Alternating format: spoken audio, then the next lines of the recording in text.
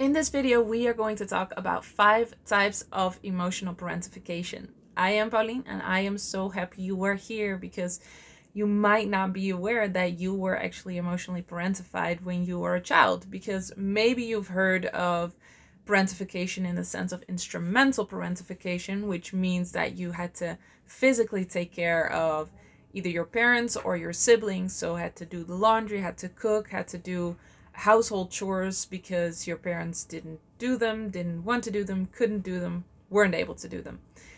There is also emotional parentification, and a lot of fearful avoidance, people have the fearful avoidant attachment style, what this channel is all about, have experienced emotional parentification without maybe even really noticing it. So we are going to be talking about 5 different types. There are more. This is not a complete list, but just to give you an idea of what it looks like or could look like. So the first is your parent confided in you as a friend at a much too young age. So they would share their worries with you. They would share stories with you. They would share their trials and tribulations with you at a much too young age. They may have thought you could handle it. They may have not really made that discernment at all. But it is just a given that a child should not have to bear that emotional responsibility of a parent using them almost as a friend to vent and to process things, process their problems and their worries. So that is the first type. The second type is your parents couldn't regulate themselves, and so they used you to co-regulate. So this kind of can look like they expected you to always be emotionally perfect. So always kind of happy, but not too elated, not too much, because that will be out of control. And then when they became unregulated, they could be in your presence, and sometimes they would actually use you to become regulated again. And there are a lot of unhealthy ways to regulate your emotions. There are also a lot of healthy ways, thankfully. But unhealthy ways to regulate are to get angry or to control something, or to get frustrated or unhappy or sad or cry.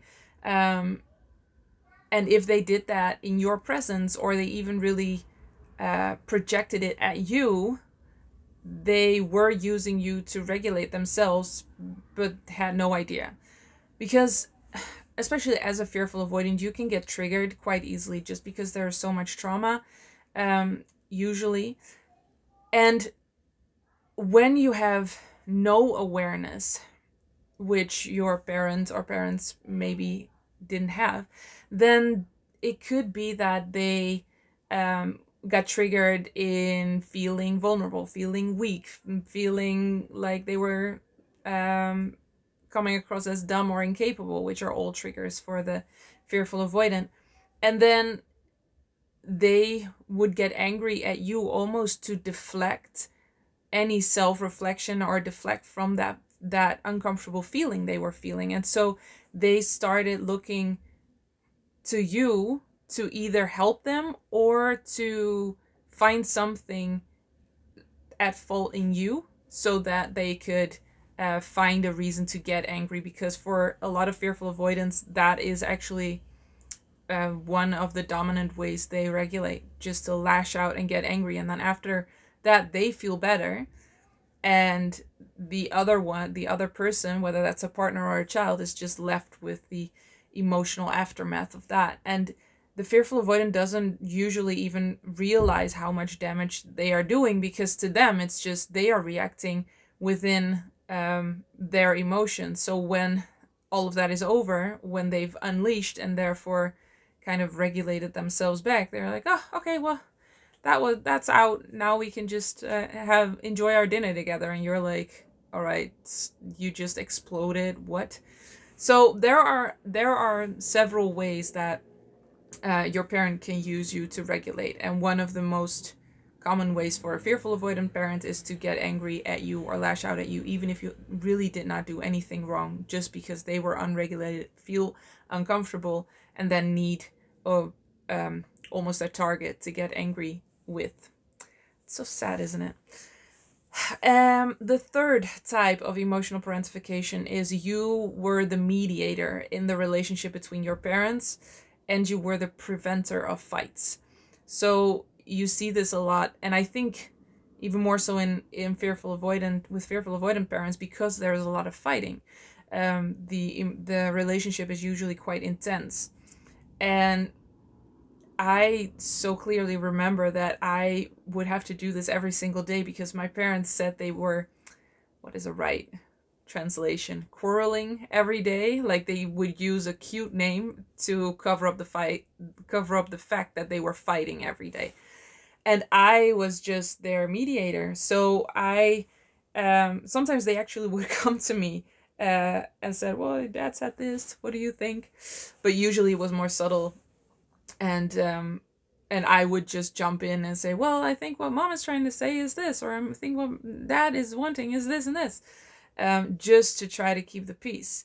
And I also distinctly remember when my dad would come home from work, I would gauge him and see how stressed he was, or how his mood was, how his emotional state was. And when it wasn't good, I would try to make sure my mom wouldn't do or say anything to get him to be angry.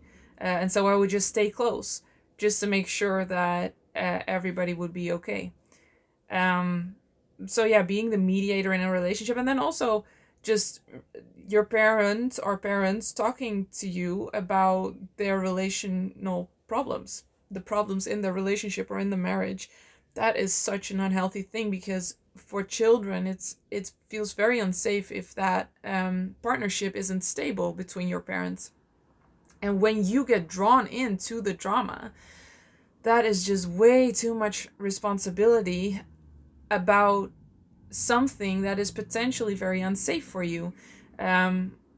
Because what if they can't figure it out together? What is going to happen to me then? So being the mediator in the relationship for your parents, it can feel like that was just what happened, and it was okay, and you were wise and you were so mature so you could handle it. But that's not the case. You should not have been in that position. You should not have been put in that position. Then the fourth type is your parents had a hard time making decisions and expected you to help. So some people, some parents just are helpless in a way, and it could be in whatever way. It could be socially, it could be in their day-to-day things. Fearful avoidance, some fearful avoidants have a pattern of indecision. I made a whole different video on that. You can find it on my channel, why that is. But if you have a fearful avoidant parent that has that pattern of indecision, then it could be that they turn to you to help you with decisions. And it could be that it was, what are we going to eat tonight? We can do this or this or this or this. And of course it is good to give children choices, and it gives them a sense of some kind of control or power over their life, which is very healthy. But a child should always have the feeling that the parent is in control. It doesn't completely depend on you. And when a partner kind of panics because they truly don't know, and then they come to you and ask you for advice, that's where it gets iffy. That's where you get too much responsibility, because you're just too little to give advice on decisions. That is something your parents should do. So that expectation that you are going to help can really continue on in adulthood, and your parent just still expecting you to help and weighing their decisions with your help. So that is definitely an area where you can put up boundaries because your parents are more adult than you are, and they have to find a way to make their own decisions, and they can. And then the fifth type of parental or emotional parentification is that your parent focused mainly on their own needs, and yours came second or third or fifth or whatever it was. And they even kind of used you to get their own needs met. Can't think of a concrete example right now.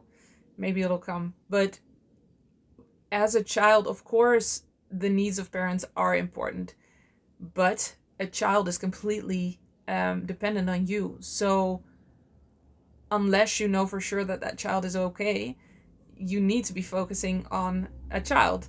And when a parent is a fearful avoidant, they feel powerless, they feel helpless, they may have experienced in their childhood that their needs weren't met. That can lead to that parent focusing on their needs completely and not really wanting you to have needs, but wanting you to help them with their needs. And so that could be, giving that advice, or the emotional co-regulation, or helping your parent to be happy. I remember this one story that one of the girls that went through my program told me, that her mother had a tendency towards depression, and she would always say, "Oh, come sit with me, because you are the thing that makes me happy, or you are the only thing that makes me happy." Well, that is just such a big burden to put on your child, and it was probably well intentioned. She probably wanted her child to feel special, but then her daughter felt like, okay, I am the only thing, so I have to be perfect. I always have to be there because otherwise mommy isn't happy. So that is just way too big of a responsibility. It's not fair to put that on the child. So these are just 5 types, 5 examples of emotional parentification. There are probably more. If you know any more, if you've experienced any other types of emotional parentification, please let them know in the comments below. I would love to hear more. I would love to learn more. And if there are a lot, I could make a second video talking about all of those. So yeah, please add to this list. And also let me know in the comments whether you have experienced this and whether you were already aware of that, or maybe you weren't aware of that. And this is new information, because it can really help you in knowing what to heal and what to let go of and what to release. The more specific you understand the dynamics and what happened, the easier it becomes to release those specific things. So, as always, I am so happy you are here, and I will see you in the next one. Healed and Happy is a tailor-made online program where me and my team personally guide you through healing the roots of the fearful avoidant attachment style.